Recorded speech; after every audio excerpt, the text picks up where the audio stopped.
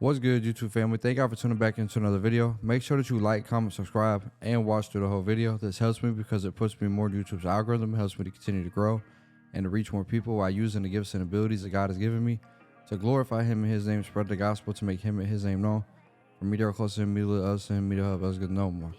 To get into the cut, y'all, you can see I'm going ahead just like any other haircut. Before I pick up any clipper or trimmer, I want to prep the hair. So I'm going to comb the hair in the pattern that the client brushes his hair. And for the next step, I'm going to go ahead and I'm going to cut his hair down. And I'm cutting his hair down with a 1.5 guard, going with the grain, cutting in the pattern that the client brushes his hair, making sure that I go over everything multiple times and be real careful in the crown area and any areas that the client has light spots. Because like say the client has like a huge cowlick in the front, you don't want to just go straight over the cowlick. You want to go cut it with the grain, whichever way with the grain is. Hopefully that makes sense. But you can see, man, my boy, man, you see the top of his head. We got some good hair with Carlos. This is my boy Carlos, y'all. I'm finna lace him for y'all real quick. And I hope that y'all take something from this video. See Nick in the background, man. Nick done came a long way and since he got to the shop, man. We're doing a high taper. Well, I'm gonna be performing a high taper, so I'm gonna bottom out from the bottom of the vertical bar to the top of his ear, making sure that let me tell y'all this, man. The bald line is like the foundation of the haircut, so make sure it's clean and even. Next, I'm gonna go ahead and clear all the hair off the cheek while I'm here, just to be more efficient with my time and be, you know, just a more efficient barber all around. Do the same guideline on the other side, make sure that they're opposite reciprocal and they match up. And now I'm gonna bot it out pretty much straight across in the back. I might put a little curve into it, but nothing crazy. And then go ahead once again and clear that area out. I'm gonna do the lineup first in this video, y'all. So, man, for the slants, I like to tap in the slant. And then once I do that, once it gets around the top of the ear, I like to convert to using the last couple of teeth of my blade or the corner of my blade to finish making that arch shape around the ear. When you do your lineups, make sure that you make them nice and natural as possible. But you know what I'm saying, get them right. You see us popping. Same thing on this side, y'all. I'm gonna switch my clippers and use the Cocos. See what they hitting for, y'all. I love these clippers, man. I love the Cocos. I love all my trimmers. I'm talking about clippers. I'm at trimmers.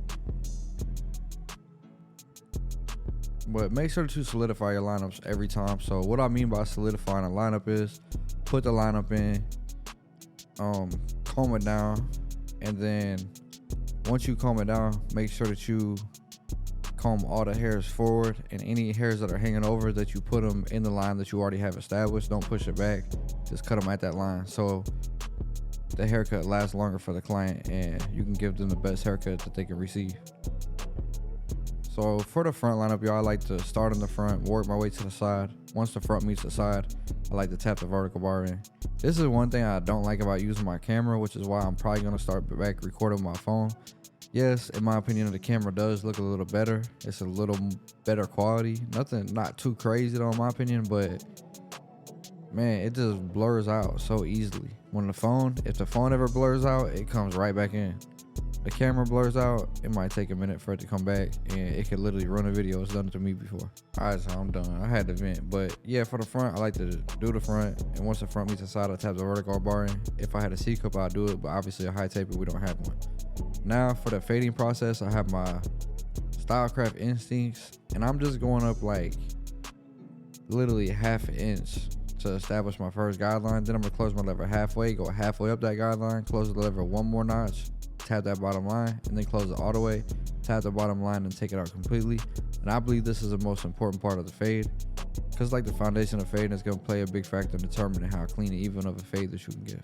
Now I have my Andis Masters with the regular master blade on there with the 0 guard on the masters, and I'm just going up once again like ½ inch, not trying to create too harsh of a line or any line at all. Then I'm going to close the lever halfway, go halfway up it, then close the lever all the way, tap that bottom line, And obviously it's not gonna take it out completely, but it's gonna, give me a nice area to fade into or to finish this detail workout. So now to finish the detail workout, y'all, I have my Enhancements masters with my lever all the way open.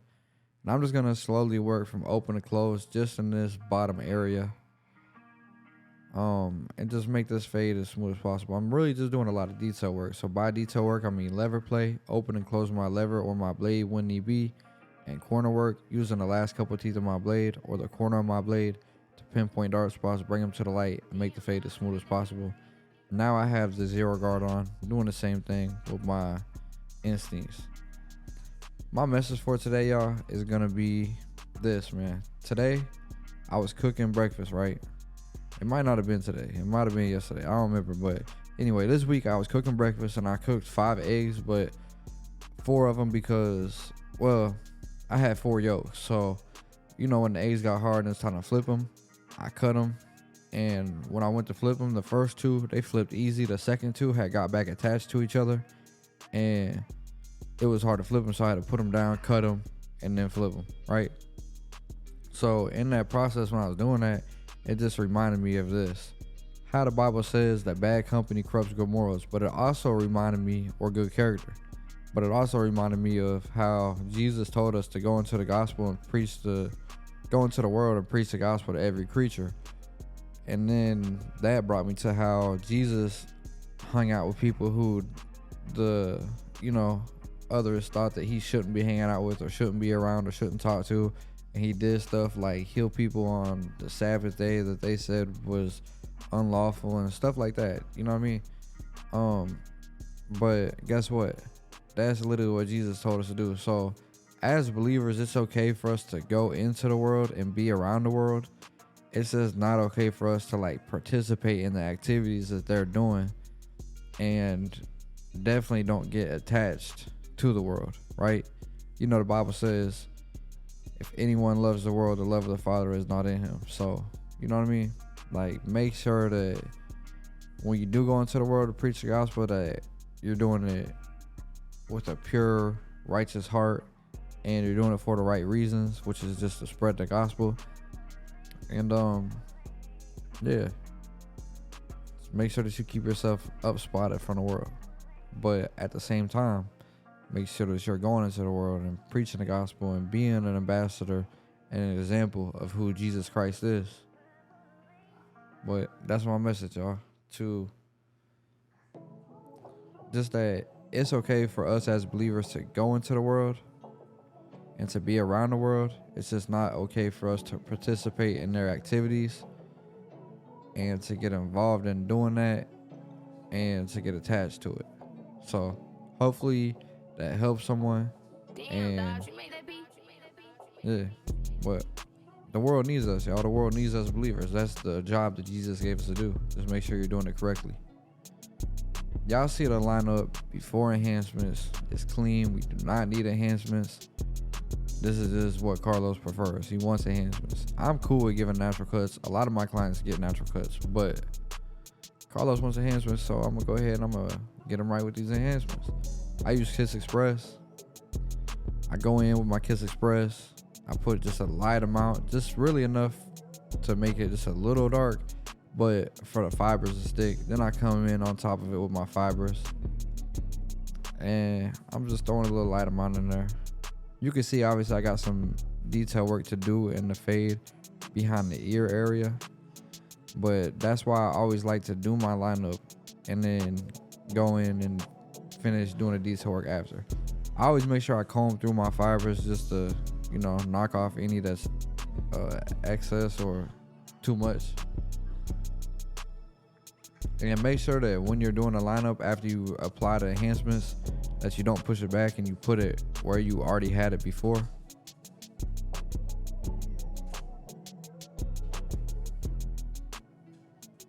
For his mustache, y'all, I got the lever open. Gonna knock it down. He likes a real skinny mustache, so that's what I'm giving him. I call it the Nelly stash. Know he from the Lou, so I don't know. I just call it the Nelly stash, man. Go ahead, get this in here while I'm here too. Like I said, being efficient with your time. We're doing appointments in 45 minutes, y'all. So you gotta be efficient. Y'all see the cut, man. This thing's coming together.